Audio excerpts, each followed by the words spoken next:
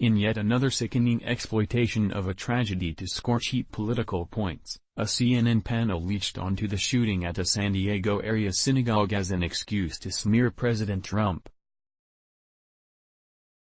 The latest in a terrible series of shootings by disturbed individuals acting out in places of worship shocked the nation on the last day of Passover, and Trump was quick to offer his deepest sympathies to the victims, as he does after such heinous incidents. President Trump has offered his deepest sympathies to those affected by the shooting at a synagogue in San Diego. For more on this story, head here, https://t.co/bspnd3ego3pic.twitter.com/5kpalivo, Sky News, @Sky News, April 28, 2019. But as the news industry maxim goes, if it bleeds, it leads, and CNN didn't miss the opportunity to disrespect the families of the victims by speculating that the president's remarks weren't sincere, and once again, all but accused Trump of pulling the trigger. Get your free Trump 2020 flag before we run out. The all-star lineup of Trump haters included Don Lemon, Ana Navarro, sewer-mouthed political hack Rick Wilson, and Angela Rye, who recently contributed to the climate of violence by comparing red MAGA hats to KKK hoods, and as could be expected, they were in typical form.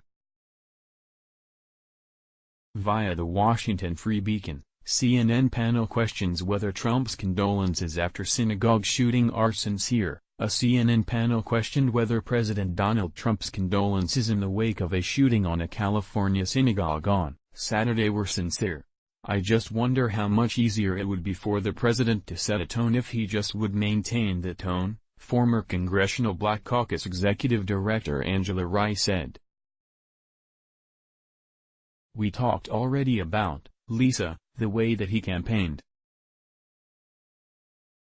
And I think at a time like this, we of course want to be united, of course we desire to be hopeful and to be supportive of allies and friends that I'm sure many of us all have, but it is very, very tricky to follow the tone of someone who, regularly traffics in racism and fear-mongering and anti-immigrant sentiment, and all types of ways to further divide this country. So I hope that this moment is one that he uses to reset, period, not just when tragedy strikes. Host Don Lemon jumped in saying he wanted to give the president his due, but questioned whether that was possible. We want to give, on one hand you want to give the president his due, but when you consider the language that we have been discussing over the last couple of days, especially with Joe Biden getting into the race, what the president has said, making excuses, revisionist history about what happened in Charlottesville and on, one has to wonder as a thinking, rational person, if he means those words and if they ring hollow to Americans who have been looking for him to say those things and stay the course, as Angela has said, instead of trafficking in bigotry, in racism, in anti-Semitism, in hate, and making excuses for us, Lemon said. Ana Navarro said people should not believe him. We all saw neo-Nazis with tiki torches chanting "Jews will not replace us." That was precisely about anti-Semitism. We all saw and we all know that he didn't say a word about the black churches. We all know that he didn't say a word condemning Steve King, the congressman from Iowa. So it's time after time after time after time. No, we don't reconcile this, Navarro said. Poll: should Jim Acosta be banned for life from the press pool?